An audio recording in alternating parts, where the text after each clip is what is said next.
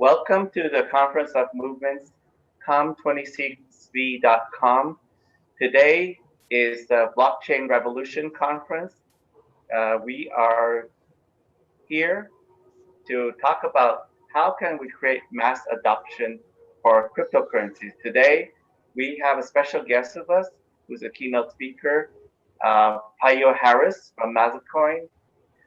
Even before I got understood what was Bitcoin in 2013, Mazacoin already was operating and operational.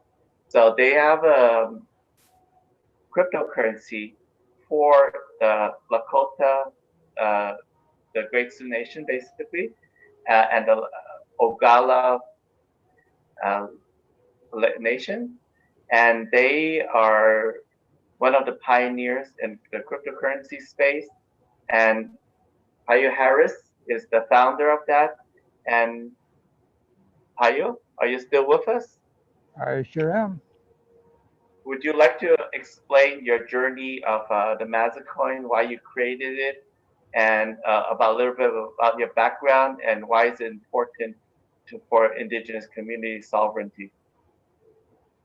Okay. Well, that's actually pretty simple. Um, when we created the whole idea for Mazacoin, we needed to have the tribes need some form of payment structure that's uniquely ours. We need a monetary system that works for us. So when I first ran into Bitcoin seemed like a godsend. I mean, this is perfect. But looking at it from a legal standpoint, Bitcoin wasn't created for the tribes. So the concern was any kind of legislation around Bitcoin would impact the tribes. So I started the journey on creating something specifically for the tribes so we could utilize and harness our unique sovereign independence. Enter Mazacoin. We initially made Mazacoin almost as a clone to Bitcoin. So any advancement that Bitcoin did, we could easily fold that into the existing code base, and go with it. And the idea worked beautifully, except for the fact that it was way too advanced. It was an idea ahead of its time. Um, Not many people knew about Bitcoin, um, even in the mainstream community. Even less knew about what it was within the tribal community. So suddenly, all this media attention was focused on Mazacoin, and we had CNN, MSNBC, Al Jazeera, um, Bloomberg, Forbes, Newsweek, all coming down to the reservation wanting to know about Mazacoin. Well, the tribal president at the time, he knew about the project, but he really didn't have any. I mean, it was just kind of like, hey, it's a crazy idea from Payu. It's just another one of those deals. Well, when it suddenly exploded, nobody knew what to do. So the first thing the tribes did is what they always do, is try to distance themselves and say, it's not ours. We had nothing to do with it. We don't even know this guy, because they thought they'd get in trouble. Well, after that, it kind of sat just blank, nothing.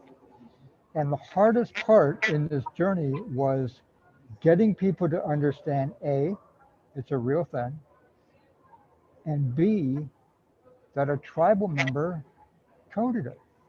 And that's absolutely unfathomable for many on the reservation, that an idea this powerful can be developed on the res. So people were scared of it, they were leery of it, nobody understood it. Um, and I was quite possibly at that time the worst person to try to explain it. And I say that because I saw not just the potential of Mazacoin then, but where Mazacoin would be in 5, 7, 10 years down the road. So when I would explain it, it wasn't just a monetary system. It wasn't just digital currency. It was a data storage system. It was a secure voting system. It was all of these other elements that I saw, and that just confused people even more. So a lot of times people ask me, why I say I'm the worst person to explain it at the time is because when you have to explain something and educate an audience to it, you have to go slow, like little bites, and let them kind of get used to it and get the idea. Um, all people knew was that the entire world was looking at Pine Ridge and looking at this little project, and nobody knew why. Finally, after about a year or so, people started to hear about Bitcoin in the news, and suddenly Bitcoin was $10,000, and then it was 15, and then it was 20,000, and that's where people started to understand there's something to this. But the problem with the adoption element for Mazacoin is, again, the people didn't understand that something this powerful could come from the res.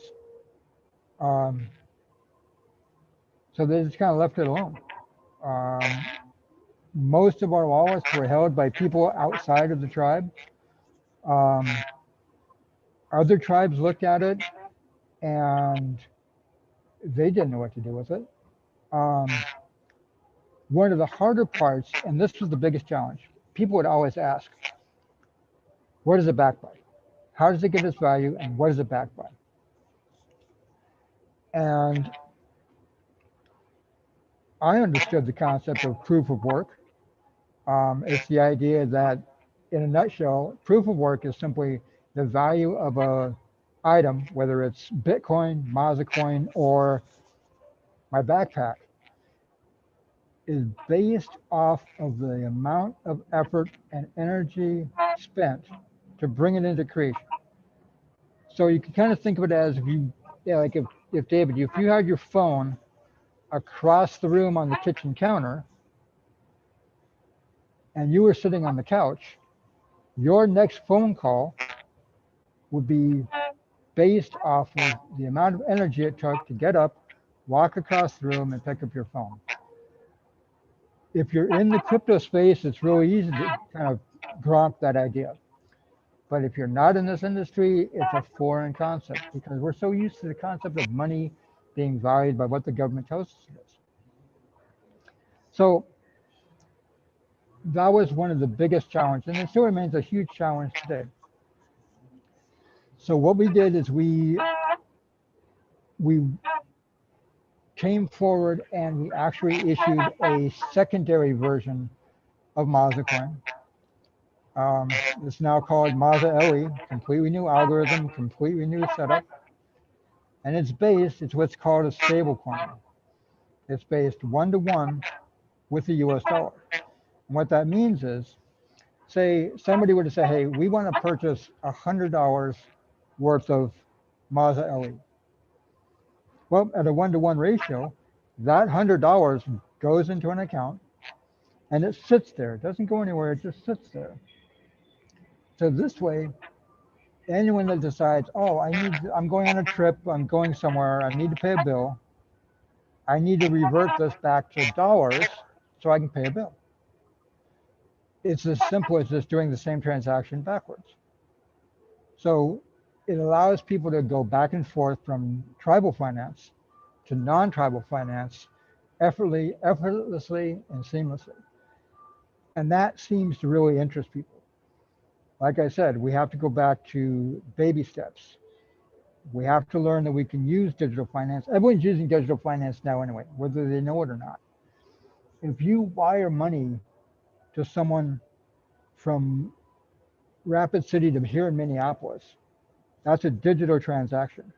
It's just the platform changes. So by setting up Mazda LE to work alongside Mazacoin and other elements, all we've done is we've developed an indigenous payment network. Think of it kind of like a cross between PayPal and MoneyGram. But controlled by the tribes. We can set the rates. We can't freeze people. We're not involved in that element. It's time for the tribes to develop our own monetary policy, and I've said that for years. Um, One of the biggest weapons the federal government has against tribes is the ability to suspend transactions and suspend financing. I've watched tribes get almost decimated when state and federal authorities come in and say, well, we're suspending your accounts, and it's usually over a casino deal that they want or some human rights abuse. As soon as the tribe's bank account is threatened, it changes the whole dynamic. Well, it doesn't happen anymore. You can't freeze a Mazda LE account. Um, it's not in anyone's control other than the tribe.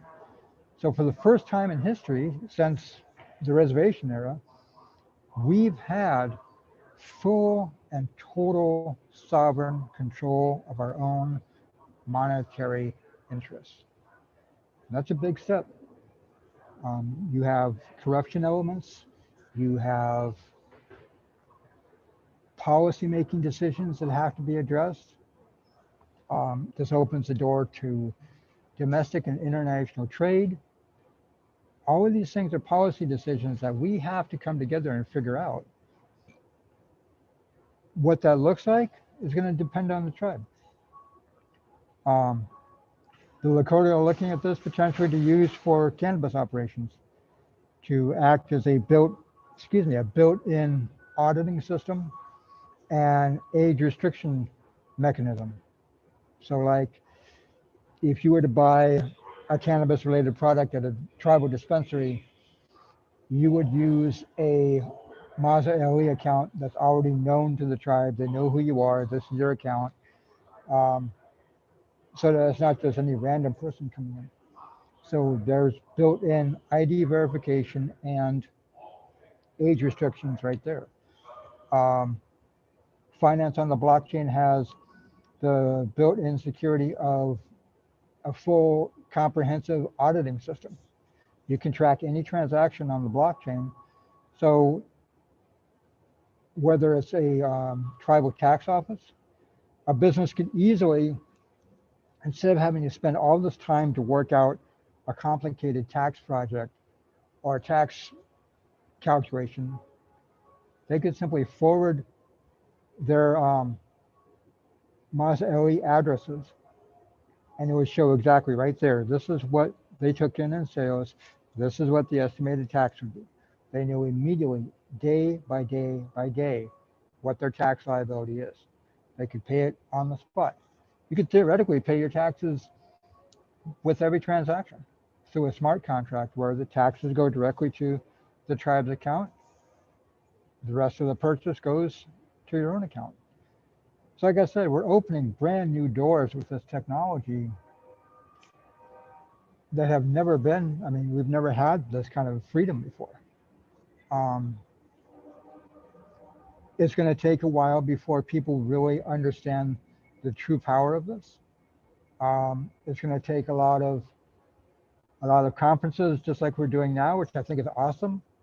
It's going to take communities putting down their old assumptions about what money is and who decides what money is, and coming together as community and determining as a community, what does value mean in today's world? What's valuable today is different than what was valuable to our people 100 years ago. The same foundation is there, but it just looks a little bit different. 100 years ago, one of the most valuable items a family could have is a horse and a lodge. But fast forward to today, if you live in Lame Deer, Montana, and say you're out like in one of the districts, and you have to go to Billings, a horse is great for riding around locally, but it's not going to get you to Billings in 2 hours. So it's not as valuable as a vehicle will be. So as our needs advance, we need to ensure that our fiscal intelligence advances and that we are developing policy and habits, responsible habits around that.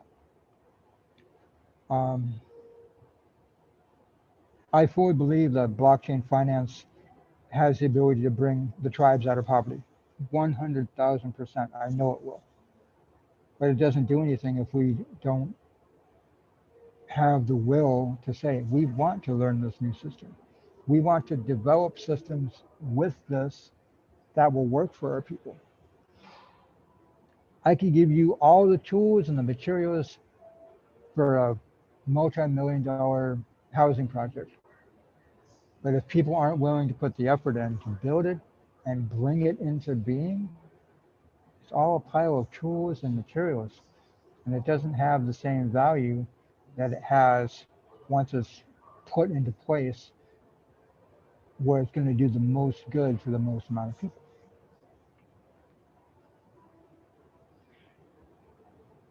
So I guess that's kind of like the condensed um, version of the past.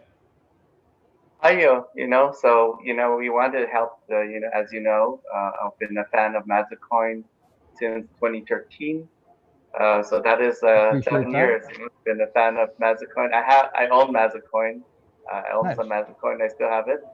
Uh, haven't used it. Anything. It's just sitting there. We're working on that. And I have a question, Payu. Okay. To get tribes, to get or the indigenous nations, to have the full sovereignty, we need both political sovereignty and economic sovereignty. You cannot have political sovereign, you cannot have full sovereignty without economic sovereignty because there's no, Exactly. you cannot control your money. So you're relying on the U.S. government and Canadian government or other governments. So how you become sovereign? So can you touch on that? You're exactly right. And I've seen this happen time and time again. The state and federal government will sit there and say, well, yeah, you're a sovereign nation, yeah. But they're still paying the bills. We're still reliant on federal funding. Um, Once you break away from that, and we no longer require the federal government's handouts, we're going to be able to chart our own future and our own destiny. Um, and that's kind of scary for a lot of people. It's scary for a lot of states. Um, well, look at it this way. I tokenized close to 15 billion short tons of coal that are sitting directly under my reservation. It's about $174 billion asset. Tokenized it so that the tribe could actually open a coal market, sell the value of the coal that we're sitting on in an open, fair and open market, and still not touch the physical assets underneath. That gives us tremendous ability to leverage our natural resource assets without touching them. And that's the part that everyone, as soon as you say, well, we're going to develop this asset, the first thing people think is strip mining, they're going to go logging, they're going to do all this. And the reality is we don't have to. It's like it's like we own it via the blockchain. We can demonstrate ownership that this is ours, it's within our area. We can determine how much is given to who. I could give you 1 pound of coal via this tokenization system. People ask, well, what do we do with it? Well, what we can do with that is we can use tribal assets to back additional development assets.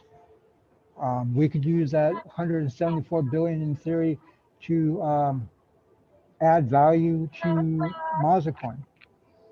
Um, Here's an ambitious one. Think about this. I mean, it may sound grandiose, but think of it this way.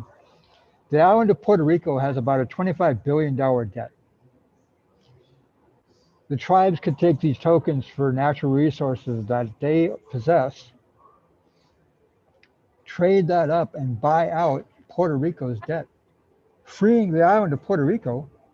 And then the tribes could use that sovereign currency to basically work with the island to help it develop into a strong, sovereign, secure entity, and also have them help the tribes in return develop our resources that we need assistance with.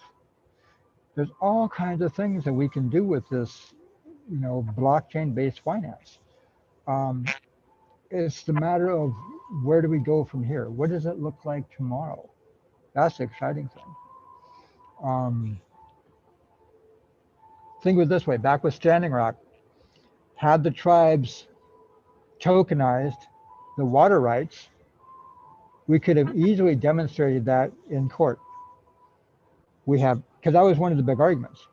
There is no way to prove what rights we had and didn't have. Through tokenization, we can show exactly, Your Honor, this is precisely what we have down to the bottle of water. You know, a spill would categorically devastate X amount. You know, um, someone like Energy Transfer Partners could be required to purchase $2 billion worth of these tokens as insurance. It's kind of a safety bond. Um, I mean, it opens so many doors to different things. It all depends on how the tribes use it. And that's the beauty of it. There is no one set way to do it. It gives the tribes the freedom to develop their own sovereign monetary policy away from the federal government. So for the first time in hundreds of years, we have absolute sovereign jurisdiction over our monetary policy. And it's going to change from tribe to tribe. You know, the Cheyennes' monetary policy might be different than the Seminole, might be different than the Oglala's. But again, there again, we have to chart our own future. We can no longer rely on others to dictate what they think is correct for us. We have to do that. You know. Uh, Hayo, just also we touch on a point for sovereignty, right? Mhm. How important it is for a tribe to have the power for the creation of money. Basically, what you're saying, Mazacoin, is actually giving the tribe the power to create their own money that has value. Because Bitcoin is created, the computer system, has a value, and it's like close to $20,000 for one Bitcoin now. How Mhm. important it is to have tribes around the world, the creation of their own money system, which is through the cryptocurrencies, which doesn't require the permission of a central bank to issue it. How important is that? It's an absolute game changer. Absolute game changer. Um, because we now have the ability to chart our own path without having to rely on an outside entity to tell us what to do. They can't threaten to withhold funds. They can't pull the purse strings because now we own the purse strings. They're ours. We control them. Um, and if we don't do it, we're just at the mercy of the federal government. Every time they talk about budget cuts, um, I see, tribes panic because they don't know what to do. Well, what if it wasn't budget cuts, it was budget surpluses because the tribes made enough every year to be able to provide free housing, free school, free education for every tribal member, paid for, walk in the park, done. Our own monetary system allows us to do that. Payo, aren't we remember what I was telling you why we're doing this together on a broadcast here? We're bringing 1,000 indigenous nations together from around the world to create a new federation of nations like the UN. And Mhm. Mazacoin is one of the currencies within the new free nations, the thousand nations that we're co-creating together, is that those tribes can adopt a Mazacoin, but they can also create their own currency. But at least Mhm. there's a head start, right? So Yeah, what do you think exactly. will be the game changer? Because when the thousand nations come together from the world, 300 that represents 370 million indigenous people from around the world having their own political voice internationally, like the United Nations, but also having their own currency system, that is uh, basic using the Mazacoin, the Earth dollar, and other currencies that was accepted by the tribe for trading, all including Bitcoin, Ethereum, like that. We're not limiting it, Mhm. but it gives them a choice. What do you think the game will it be a game changer in that sense? I think the biggest game changer will be the technology advancements. When people understand not only the economic viability and the economic sovereignty, but really start to embrace blockchain protocols and blockchain technology as a whole, I fully expect to see tribes develop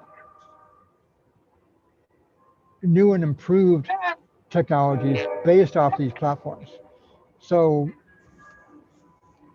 who knows what it could mean for the tribes? The tribe could develop something amazing, and I'm really looking forward to that. Um, I've had people talk to me about blockchain-based inventory management and control systems. Yes, it can be done. Remote car starters for a vehicle. Yes, we can do it.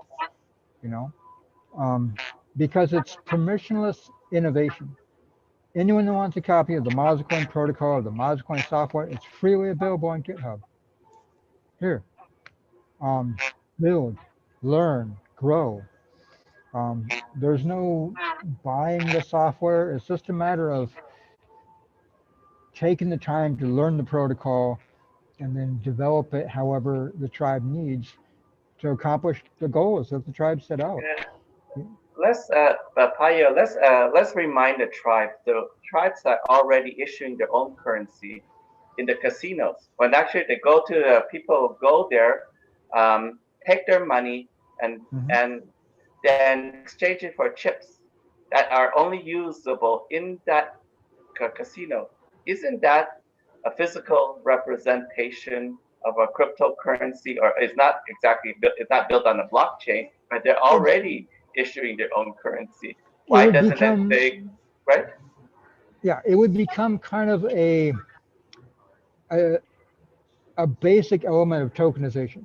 You're receiving little tokens that are worth X amount, whatever they say, but they're localized, they're specialized only to that casino for the following areas: table games and table games.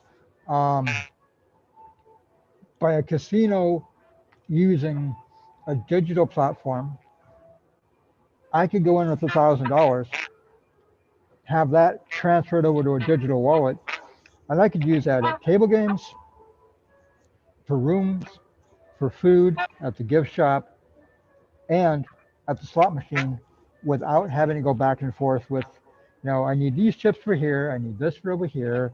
I can't use my chips at the restaurant. It just simplifies matters tremendously. So again, it's a game changer because of it simplifies things for the tribes, so we can focus on, the development and getting our goals set and accomplished, whatever those goals may be. Right, right. So if tribes think of like if that own casinos, think of those tokens that they go in the casino, exchange U.S. dollar for tokens. What if those tokens can be exchanged to other casinos or to buy groceries of it, right? So Yeah, that is the exactly. power, right, of the Yeah, exactly. And that's cryptocurrency. the power of what this all can do. E- e- Absolutely. Exactly. And well, where can we find more about Mazacoin to they could follow and find information? This is going to multiple tribes are looking towards the sovereignty, and how can they find out more about what you're doing and Mazacoin? If they go on Facebook and they look at the Savage Investor group, we're going to be doing a lot of work with them on, showing what the power of cryptocurrency is. We're working on a new website that will incorporate all of the new features and everything. Um, let me see what else. What else we have going. Yeah, Hemp. that's kind of like the.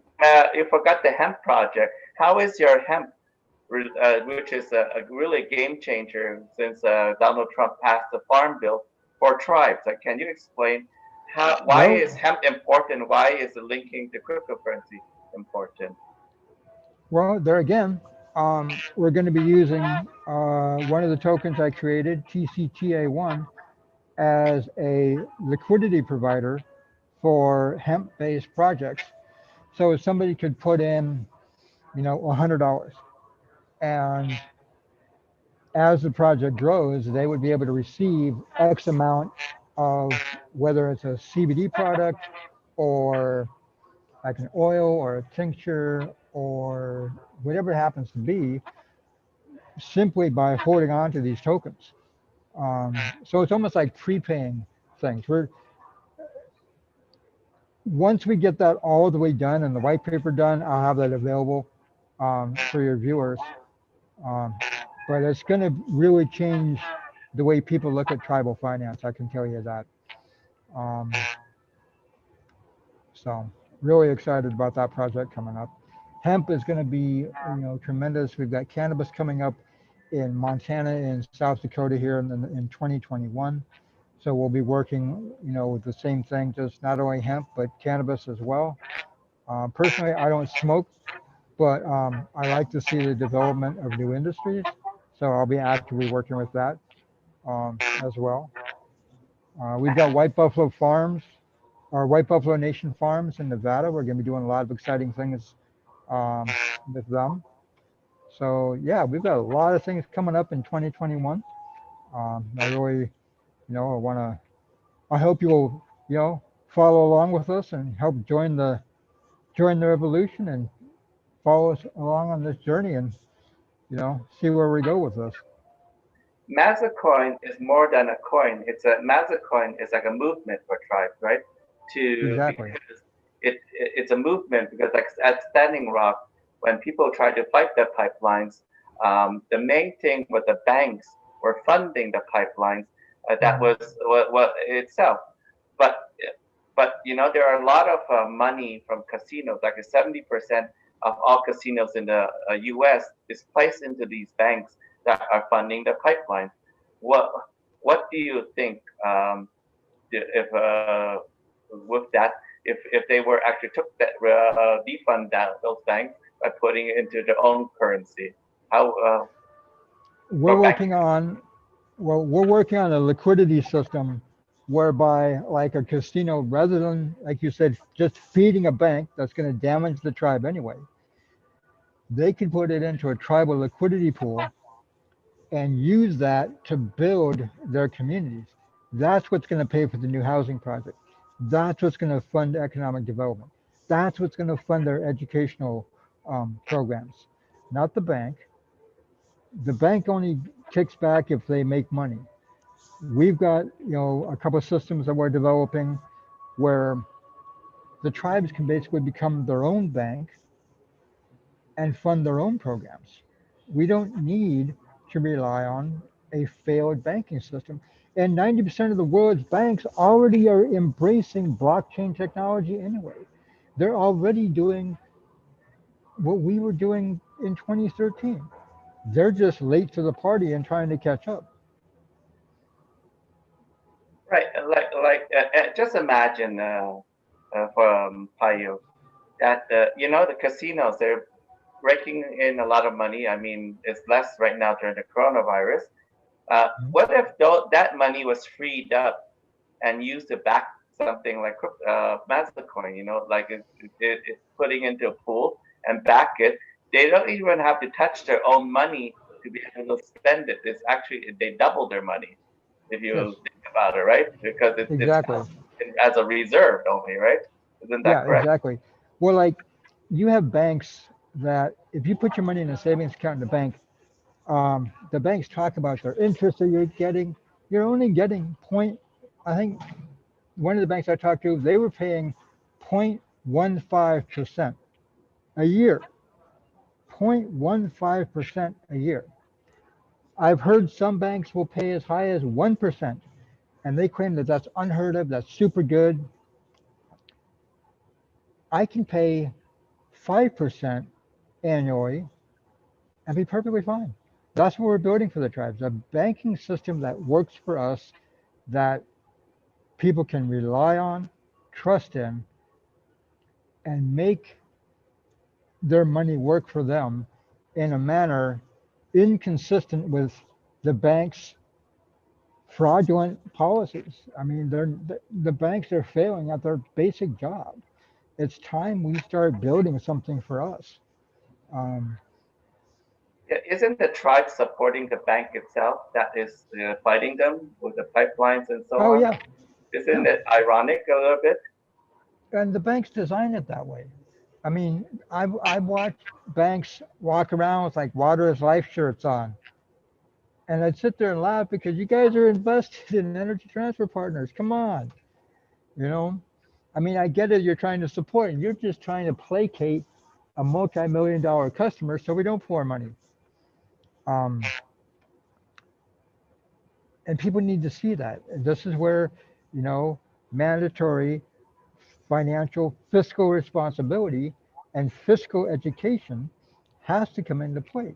We have to start teaching our people this is how you create a savings plan. This is why it's important. This is how you purchase a home. This is how you save for a home or a car or a trip or education opportunities.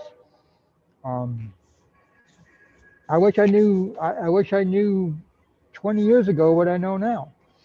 Um, you know, so The last question, Payu, how can there's a lot of indigenous people watching our broadcast, and it's going to go to the United Nations as a prepackage to United Nations itself, and and other tribes and everything. All these videos and a blueprint for the mass adoption of cryptocurrency. What would you put in that blueprint that would help the mass adoption for indigenous people? What would you put in the blueprint we're implementing? first and foremost, an educational and awareness campaign to teach people this is what we're talking about. This is how it works. This is why it works. So people can have a choice. If people want to continue to use a bank, go ahead. Okay.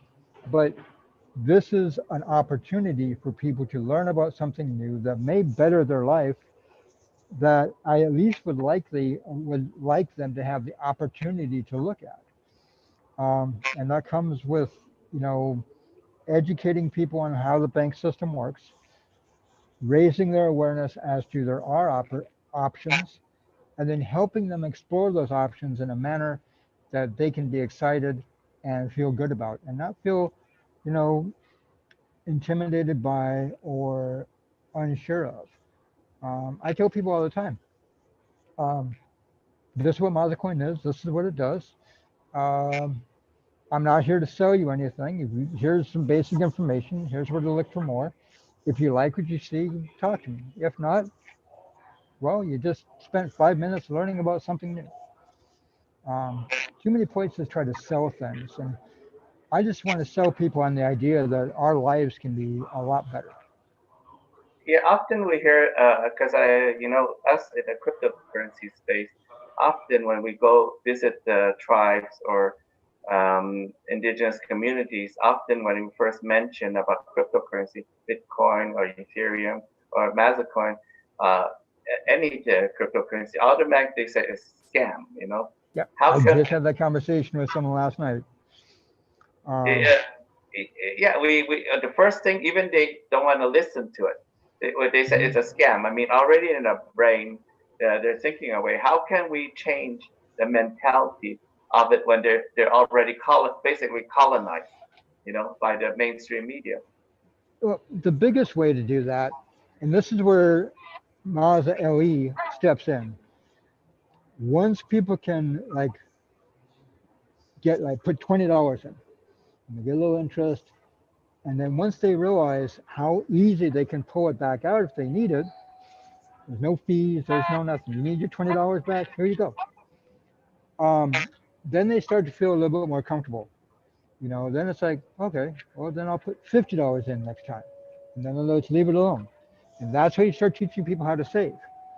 Pretty soon they look and it's like, wait a minute, it's $50.05 this week. What happened? Well, you made interest. You know, then they put 50 more in. You know, it's just getting people excited about the whole idea. Um, I talked to a guy last night. He said, "Oh yeah, Bitcoin's a scam." Like you, Grayscale Capital just sank $264 million into Bitcoin. J.P. Morgan Chase has bought about $2.8 billion worth of Bitcoin. You're telling me these guys are spending billions of dollars on a scam? J.P. Morgan Chase. And finally, when it came down to it, he just didn't understand it. He goes, "I just don't understand it." I'm like, "That's fine. Here's some videos to watch. Educate yourself. If you have any questions, feel free to ask. If it's not for you, it's not for you. There's no reason to feel bad. Okay? If you ever want to know about it, talk to me. I'll be more than happy to answer what I can." But sitting here saying that, oh, it's a scam after it's been proven over and over and over that it's not, it makes our people look like we don't keep up with current times. And that's why I go to bat like I do for this technology, because it's been proven that it's not a scam. It's not to say that there aren't scams out there, but once you arm yourself with the basic understanding, most of these scams are pretty easy to see. Um, and that's the big thing. Is just you know, Don't you find that compared to the mainstream communities and indigenous communities, they have more suspicion that it's a scam than in oh, the absolutely, mainstream? absolutely. Um, I had a time where we were doing these signups where you could go to Coinbase and they'd actually give you $50 worth of crypto for free. All you had to do is watch a few videos and good. I went back home and I probably told 200 people about it. One person tried it. And when they sat there, like, okay, what do I do with this? I'm like, well, you can either keep it, trade it, or you can cash it out. And they're like, I'll cash it out. So then they cash it out. And then they're sitting there amazed. They're looking at their phone. They're like, I've got like $50 in my account, but where did this come from? I'm like, it came from that crypto you just traded. And it's like, by the time everyone else started to look at it, people had already scooped up all of them. We really shoot ourselves in the foot through our suspicion. Now, it's not to say not to be suspicious about something if it sounds too good, but we need to understand that the entire world is not out to get us. Sometimes we're our own worst enemy. And part of that is just simply not taking the time to educate ourselves on opportunities that are out there. And those of us that have educated ourselves and become experts in the field, other tribal members get jealous and then they don't want to listen. They're like, oh, I don't want to hear about it. It's like, well, I want to listen to somebody who knows what they're talking about. And that's tremendously frustrating, especially as a developer, because it's like, how many, I mean, I developed the currency for the nations. What other expert do you want? Um, and it's one of those things that's going to take time. It's going to take time for us to see things. And once we start to get a little bit of success and, oh, we can do this, then people will catch on and we'll really start seeing the adoption that we're looking for. We've just got to get over that fear of being scammed, and nobody likes being scammed. I don't, but we just have to work on getting through that and, getting to that next level. So, Payo, thank you for your time, this precious Awesome. time in the airport, trying to do this. Please support Mazacoin, their work, what they're doing. and find out more information. Watch videos on Mazacoin. There's a lot of videos on Mazacoin and their website and the Twitter. They're having a new website, like you said. Yeah, we got a And lot they're of things doing coming some up. of it. So, and So anyone that reaches out to me on Facebook, social media, I'm happy to take time out of my day to explain it to them, walk them through the process, answer any questions they have. That's kind of what I do. So anyone that's got questions, feel free to reach out to me, and I'll be more than happy to talk to you about what I know. thank you so much for being on our event for All right. and Thank you for happy the Native patience and American Heritage Month. awesome. Thank you for the patience with the airport deal. Glad to be here and looking forward to more sessions. Thank you. All right. Bye. All right. Doksha.